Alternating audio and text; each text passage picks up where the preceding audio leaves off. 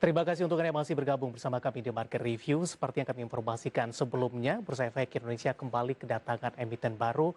Nah, kita akan coba membahas kali ini bagaimana ekspansi cashless worldwide Indonesia pasca melakukan IPO. Saat ini kami sudah terhubung melalui via Zoom bersama dengan Bapak Teddy Setiawan yang merupakan Presiden Direktur PT Cashless Worldwide Indonesia (TBK). Kita akan langsung sapa saja Pak Teddy. Apa kabar Pak Teddy? Selamat pagi, kabar baik. Terima kasih Pak Teddy sudah meluangkan waktu di IDX Channel dan tentunya kami ucapkan selamat terlebih dahulu di tengah kondisi yang kurang kondusif, akhirnya cash melantai di Bursa Efek Indonesia. Pak Teddy, bagaimana perjalanan perseroan hingga tercatat sebagai emiten di Bursa Efek Indonesia di tengah kondisi yang kurang kondusif saat ini? Ya, memang kami sudah mempersiapkan langkah-langkah IPO ini kurang lebih sekitar setahun yang lalu ya. Kami ketemu salah satu perusahaan yang kita sekarang sudah akuisisi bernama SPI.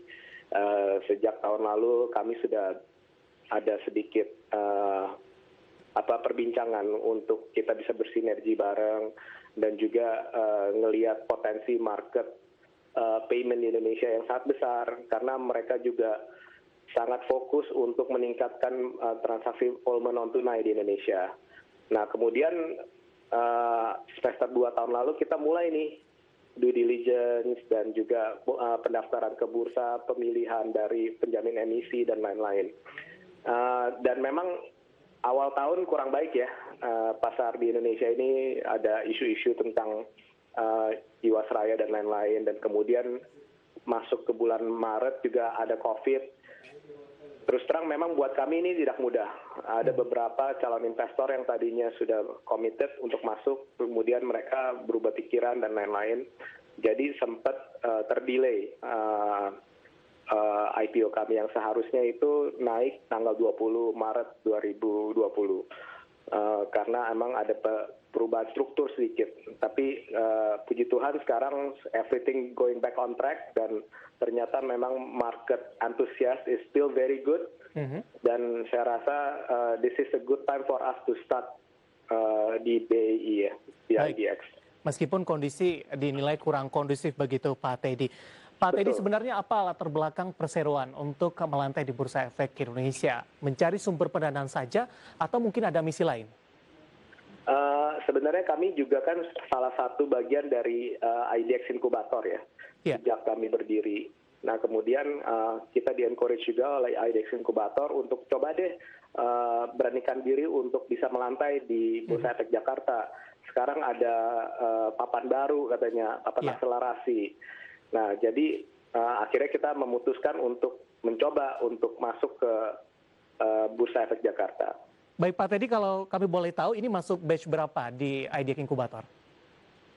Wah, saya kurang ingat ya batch berapa ya, tapi kita memang eksis di IDX Inkubator.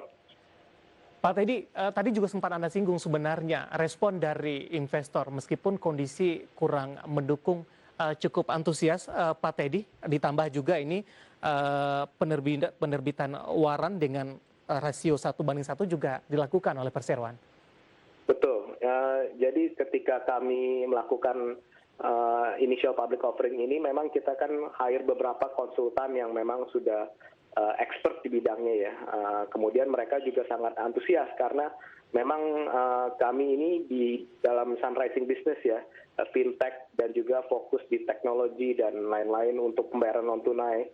Jadi memang antusiasmenya ada dari semua profesi pendukung dan juga dari Sinarmas Sekuritas sebagai penjamin emisi. Kemudian dari dana IPO yang didapatkan melalui kegiatan ini, Pak Teddy nanti akan digunakan untuk apa saja? Pertama, kami menggunakan untuk mengakuisisi perusahaan anak kami yang baru saja kita akuisisi, yang namanya STI tersebut, Softop Technology Indonesia. Sebagian besar dari dana tersebut adalah untuk akuisisi.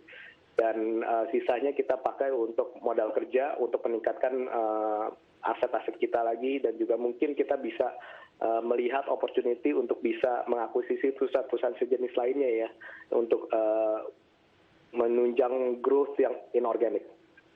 Baik, Apa sebenarnya yang mendasari dari Cash untuk melakukan akuisisi terhadap STI ini? Ataupun mungkin ada harapan tertentu dengan melakukan akuisisi nanti kontribusinya terhadap perusahaan atau pendapatan dari perusahaan akan semakin kuat, akan semakin bertambah dan akan semakin luas?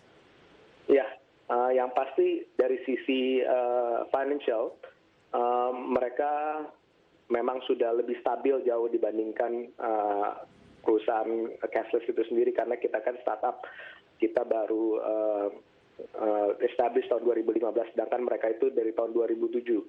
Jadi memang secara track record dan historical, pendapatan atau revenue mereka memang sudah lebih tinggi dibandingin kami, lebih stabil ya. Jadi otomatis dengan kita mengakuisisi majority of the shares dari STI ini akan terkonsol ke financial report kami, dan juga kita bisa bersinergi untuk bisa meningkatkan project-project atau bisa flowing revenue yang lebih banyak untuk kedua belah pihak. STI ini di lini bisnis yang sama atau lebih ke arah pendukung dalam hal ini, Pak Teddy? Pendukung ya, mereka jadi front end dan system integrator. Jadi kalau kami mengkategorikan diri kami adalah di bagian back end pemproses transaksi, sedangkan mereka adalah yang membuat solusi dan juga menggabungkan dengan sensor-sensor tentang misalnya alat pembayaran non tunai menggunakan kartu gitu ya. Artinya ini dengan keberadaan STI akan semakin melengkapi bagian-bagian tertentu dari posisi Cashshare ini. Betul. Jadi kami juga mulai masuk ke bagian transportasi, perparkiran, dan juga theme park dan prepaid card gitu ya, mulai masuk ke ranah sana. Baik, Pak Teddy, sebenarnya sempat Anda singgung, kita ingin tahu lebih detail dan lebih mendalam lagi secara keseluruhan, Pak Teddy, fundamental konsep bisnis dari Cash ini seperti apa? Jadi seperti diketahui, kami adalah sistem payment gateway, di mana sistem kami itu menghubungkan antara bank dengan merchant atau pengguna bisnis ya. Dan kita tahu bahwa pembayaran non tunai di Indonesia itu sangat majemuk dan banyak sekali. Saat ini memang sedikit sekali yang bisa melakukan integrasi dan konsolidasi terhadap kemajemukan pembayaran non tunai tersebut. Nah, cita-cita kami sebenarnya adalah untuk menggabungkan atau mengintegrasi semua pembayaran majemuk itu. Kemudian kita lakukan integrasi dengan pengembangan bisnis lainnya di merchant. Jadi istilahnya pembayaran terintegrasi dengan solusi di merchant. Baik. Gitu. Pak Teddy, kita akan jeda menarik. Nanti kita akan lanjutkan di segmen selanjutnya. Nanti kita akan coba bahas segmen mana yang ditangkap dari sisi konsumen ini, dari Cash dengan sistem bisnis yang ada, kemudian prospek bisnis ke depan akan seperti apa. Kita akan jeda terlebih dahulu dan pemirsa tetap bersama kami. Market Review akan segera kembali sesaat lagi.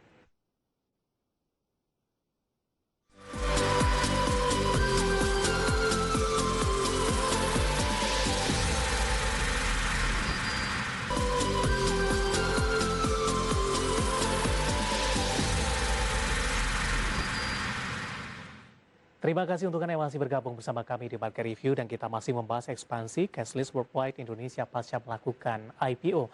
Tapi sebelum kita lanjutkan perbincangan, tim redaksi kami sudah merangkum beberapa informasi grafis berikut ini yang mungkin saja bisa menjadi salah satu referensi untuk Anda. Langsung saja kita ke grafis yang pertama, kita akan coba lihat bagaimana profil emiten, mulai dari kode emiten atau kode saham, tanggal IPO, saham IPO, harga underwriter, kemudian juga dana hasil IPO. Kita beralih ke grafis selanjutnya, kita akan coba lihat penggunaan dana penawaran umum perdana saham. Tadi pun sempat kita singgung, di mana sebagian besar digunakan perseroan untuk melakukan akuisisi terhadap PT Software Technology Indonesia atau STI. Kemudian sisanya akan digunakan untuk modal kerja perseroan. Kita akan coba lihat juga bagaimana kepemilikan saham dari Cash pasca melakukan IPO. Dapat Anda saksikan juga di layar televisi Anda, di mana untuk masyarakat 17,507%. Kemudian untuk di Teddy Setiawan paling banyak 24,378% secara persentase. Sementara pembagian lainnya dapat Anda saksikan juga di layar televisi Anda.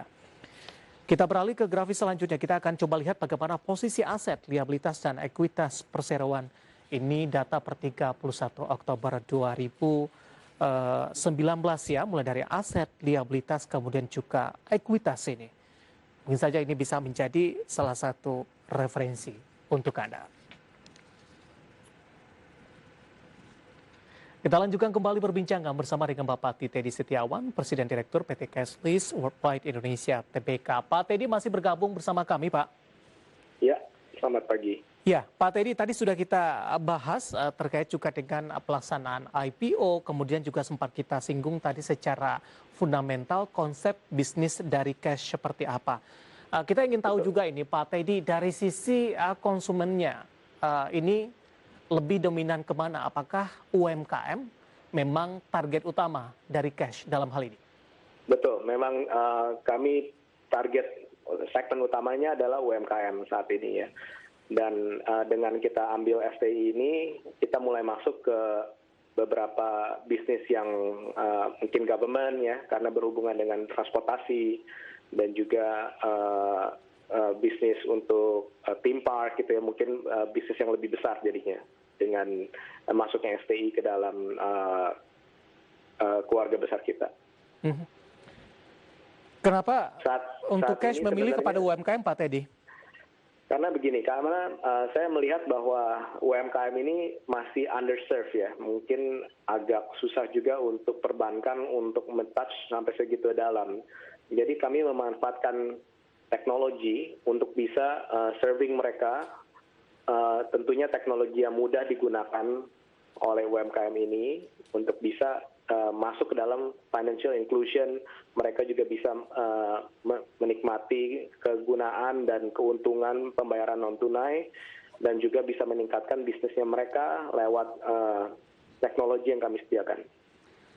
Ada kesulitan tidak Pak untuk melakukan transformasi digital, terutama terhadap pelaku UMKM yang ada di Indonesia? Memang tidak mudah ya, dan saya rasa juga karena itu tidak banyak pemain juga yang masuk ke ranah kita nih, apa yang kami kerjakan. Karena memang perlu edukasi, perlu hand holding dengan financial institution juga, lewat media juga, supaya mereka bisa mengerti keuntungannya itu apa sih sebenarnya untuk mengadopt teknologi atau mengadopt produk kita. Sudah berapa merchant sampai sejauh ini, Pak Teddy? Saat ini kita punya lebih dari 7.300 merchant ya yang sudah tergabung pada platform kami. Dan itu tapi kombinasi antara nggak cuma UMKM tapi juga udah mulai masuk ke medium size dan juga enterprise merchant. Baik. Pak Teddy, kita ingin juga tahu Pak Teddy terkait juga dengan kinerja keuangan terutama di 2019 yang lalu, bagaimana trennya atau mungkin kalau di kuartal pertama 2020 kalau sudah dirilis, boleh saja untuk dibocorkan Pak Teddy? Iya, sebenarnya kami memang anticipated development yang cukup tinggi ya, yang namanya fintech. Kemudian kita juga boleh dibilang perusahaan startup, otomatis trajectory kami memang cukup tinggi. Jadi year on year growth kami kurang lebih sampai 300% atau 3x gitu ya. Jadi dilihat dari revenue line kami, kemudian dilihat dari volume transaksi yang kita proses gitu ya. Memang kita lihat targetnya antara 2,5 sampai 3 kali lipat year on year growth. Dan sampai quarter kemarin pun per Maret saya masih lihat bahwa pergerakannya masih still positif. Dengan adanya pandemi COVID-19, ini memberikan efek tidak Pak terhadap bisnis yang dijalankan? Mungkin ada efek kagetnya sedikit, karena memang kita banyak fokus on face-to-face transactions.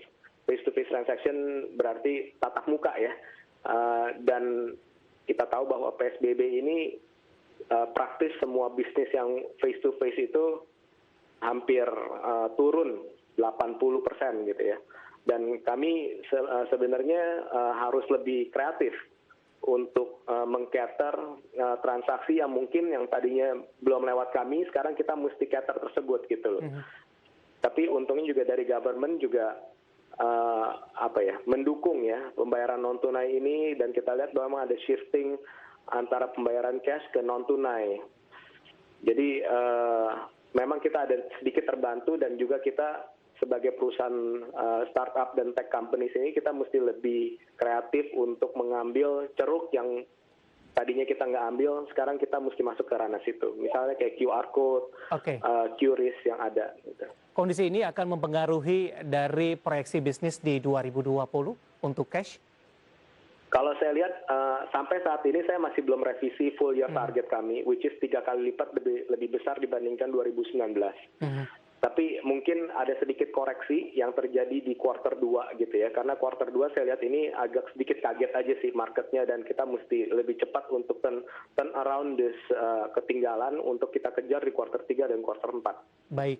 Pak Teddy, pertanyaan terakhir singkat saja Pak, ini bagaimana prospek bisnis dari cash ke depannya, kemudian dalam waktu dekat ada tidak untuk melakukan aksi korporasi lain, atau hanya memaksimalkan dana dari hasil IPO ini saja? Sebenarnya kami sih sangat positif tentang tahun ini ya, walaupun memang awal tahun kena pandemi dan lain-lain, tapi kita lihat semua fundamental masih sangat bagus sekali.